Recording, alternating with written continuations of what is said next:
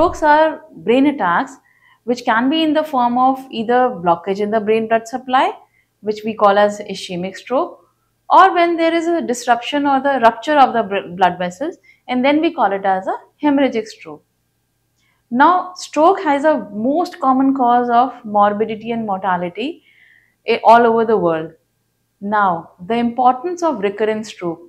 Stroke once, when it happens first time, it itself is a disabling phenomena. When it happens twice or more than 2 times, it really becomes difficult for a person to cope up.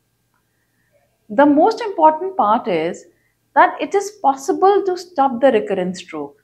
It is possible not to have repeated strokes, but if we take good care of ourselves. So the causes of recurrent strokes are many, like uncontrolled blood pressure, uncontrolled diabetes. Most important, many people, they stop the medications. And when they stop the medications, they become more prone to stroke. Almost 50 to 60% of the patients who do not go for follow-up, that means that they have stopped the medications because they become all right. When they become all right and they stop the medication, the chances of recurrent stroke is very high. Another important cause of recurrent stroke is cardiac conditions or the heart conditions. AF or the atrial fibrillation, which is a sort of disturbance in the rhythm of heart, that can lead to 50% increase in the chances of stroke if we stop the medications. Secondly, continuing smoking, unhealthy lifestyles, unhealthy diet, not doing exercise, all these are the factors which lead to stroke more than once. If we talk about incidence of recurrent stroke, in the first year of life, the incidence of recurrent stroke is almost 7% to 15%.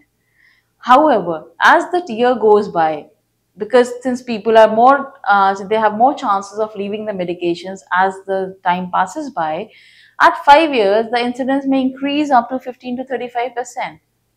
So now imagine 30% of the people having repeated strokes.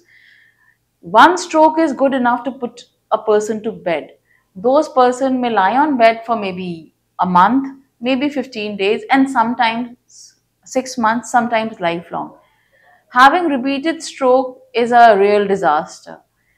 It takes away your speech, it takes away your balance, it takes away your daily life. How do we prevent it?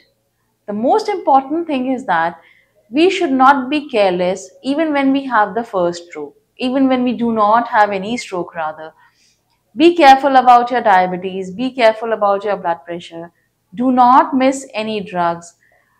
Adopt healthy lifestyle. So that becomes a sort of primary prevention.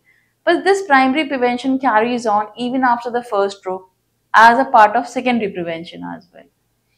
Then comes some specific factors. Once you have a first stroke, it is very important that please get your workup done thoroughly to find out what all are the risk factors for the stroke. Was there a cholesterol? Was there any heart condition associated? Was there any arrhythmia? Was there any other clotting factor dissociation or any other clotting factor disorder in the person? In such scenario, it is important that we take treatment accordingly. The degree of blood thinners which can be given is depends upon how many risk factors we have and what are all other risk factors. Suppose a person has AF, the blood thinner intensity will be really high. Person do not have any risk factor. There is no evidence of any blockage in the blood supply to the brain. The blood thinners will be gradually reduced. So it's important that we take the blood thinners and whatever medications are prescribed by the doctors very seriously. Do not default your drug. Do not leave the medications once become all right. Otherwise, chances of stroke occurring twice is very common. Second thing is that continue with your blood pressure and sugar medication. Continuing with your stroke medication does not mean you leave other medications. Another important factor is if the doctor has discovered that there was a carotid stenosis in the neck vessels or there is a AF in the heart, please take treatment for the same as well. Carotid stenosis, or the occlusion of the blood supply of the brain, can be opened up like by putting a stent, the way we put stent in the heart. Similarly, blood brain supply also can be opened up by putting stent over there, and hence the recurrent stroke can be prevented. So these are some few tips which can be given to prevent recurrent stroke.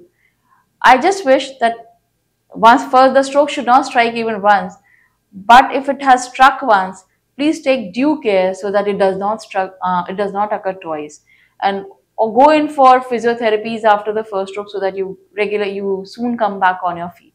Thank you so much.